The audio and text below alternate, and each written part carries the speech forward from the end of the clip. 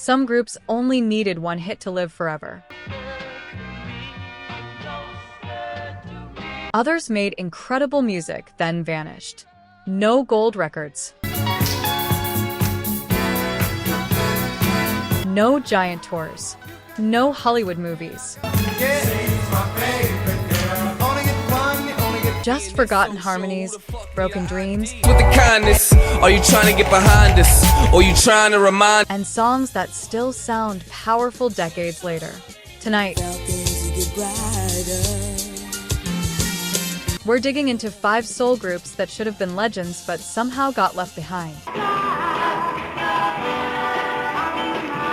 The 1960s gave us Motown, Stax, and some of the biggest names in music history. But outside the spotlight, there were other groups creating magic in tiny studios, on street corners, and in neighborhood clubs. On the 5 Soul Rewind, we go deeper than the charts. Because sometimes the greatest soul music ever recorded came from artists the world almost forgot. And by the time we get to number 1, you may wonder how music history got it so wrong. Number 5, the Mad Lads never became massive stars. Their music was too soft for the rough-edged soul market Stax was famous for. But today, that softness is exactly what makes them unforgettable. Listening to them now feels like stepping into a slow dance under dim lights,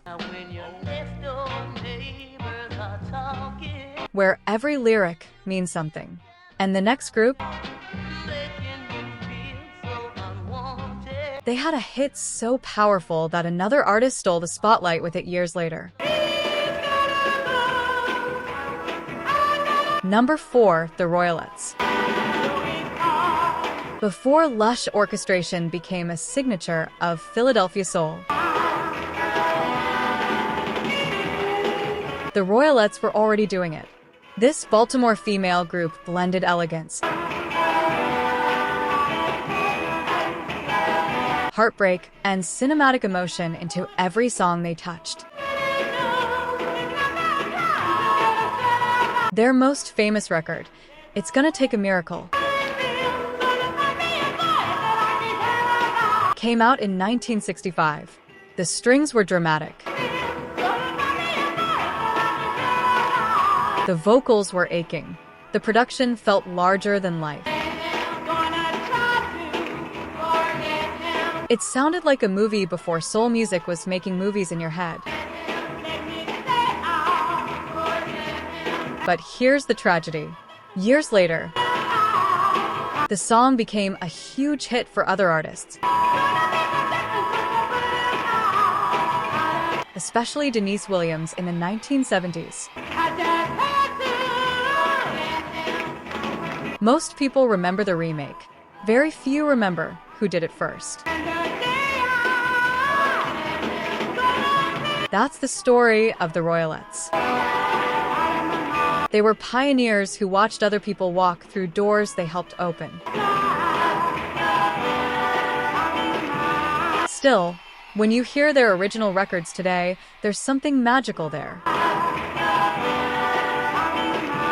They captured the feeling of young women dreaming about love and fearing heartbreak at the same time.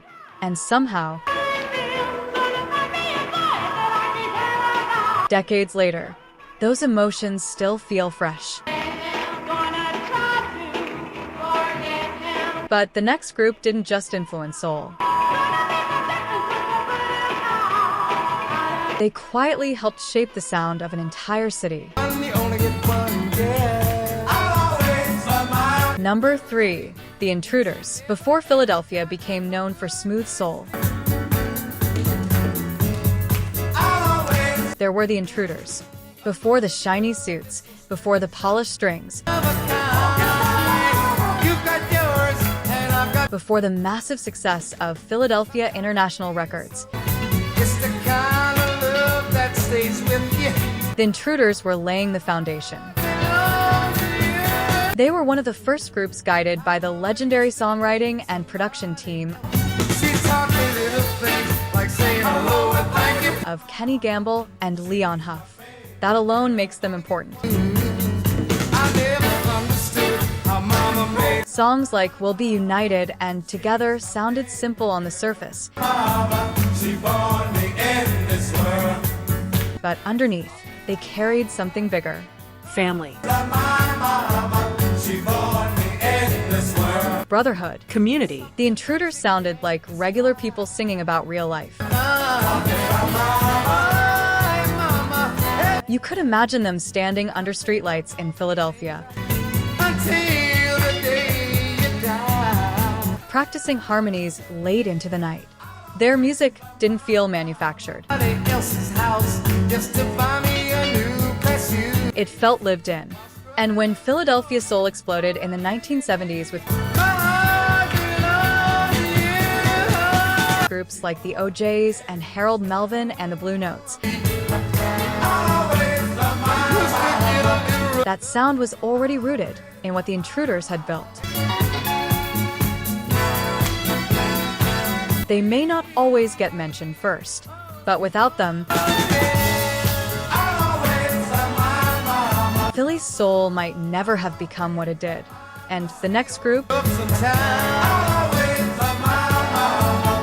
their influence reached all the way to one of the biggest family acts in music history. Niggas? Bitch niggas? Number 2, the Falcons. The Falcons were more than a soul group. Talk like they crazy. Niggas wanna act like I need them. They were a beginning. Formed in Detroit during the late 1950s, Let me flip shit. Metaphysically, I'm gifted. 100 for the district. the Falcons were one of the first integrated R&B groups in America. When I'm standing in the dark, feel at peace when I'm swimming with the sharks. That alone made them groundbreaking. Oh yeah, let me stay in my place. But what really makes them unforgettable is who came out of the group. Wilson Pickett, You in the presence of a god. You in the presence of a god. I'm Godzilla fraud. Eddie Floyd, two future giants of soul music. May never do a song with Jay-Z, but I bet damn well I'ma meet him. Before they became stars, they were members of the Falcons, Niggas trying to go the distance. 100 mil for attention. You can't pay attention. learning how to command a crowd and pour emotion into every note. Pray for America in the red flag. One bomb put us all in a black. Songs like You're So Fine and I Found a Love were raw, Nigga, you ain't never seen a star. You ain't never seen a star. Got your paws. passionate, and deeply rooted in gospel. I'ma see him and salute. Tell her OG, young Hove, nigga. You can hear the future of soul music inside those records. The shouting, Yo, man, you can't even afford to look the grit, the emotional release. It's all there. back. Hashtags and the nonsense. Politicians are polite trying to kill us. The Falcons never became as famous as the artists they helped create. Niggas, bitch niggas, bitches. But without them, the sound of the 1960s might have been completely different. When we struggle, so every day I'm thankful for the pain. Niggas want And now we reach number 1, a group so influential. kids. Fly with Falcon or die with the Pelicans. Going crazy. They helped inspire the formula for the Jackson 5. Number 1, the 5 Stir Steps. The 5 Stir Steps were young. They were siblings, and they were way ahead of their time. Long before Oh Child became a timeless classic in 1970,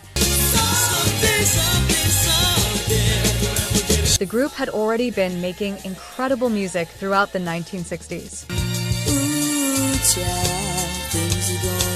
Songs like You Waited Too Long showed emotional maturity that felt impossible for artists so young. They had smooth harmonies, polished stage presence, and a family chemistry that made them impossible to ignore. Guided by Curtis Mayfield, the 5 Stir Steps balanced youthful innocence with grown-up emotion. And that combination changed everything. Because years later, another family group would explode onto the scene using many of the same ingredients. Young performers, sibling chemistry, matching outfits, polished choreography. That group was the Jackson 5. The five stir steps never reached the same level of superstardom. But their influence is impossible to ignore. They were the blueprint before the blueprint. And maybe that's what makes their story so emotional. Because they had the talent, they had the songs, they had the look. But history gave the spotlight to someone else.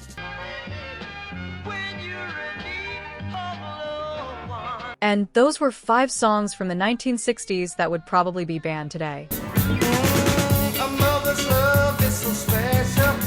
Not because they were bad, but because they were too honest. I'm a car dealer, I'm on your heels like tar, nigga. Pause niggas on the law. Which song do you think would cause the biggest outrage right now? Comment below and follow the 5 Soul Rewind for more stories behind the music.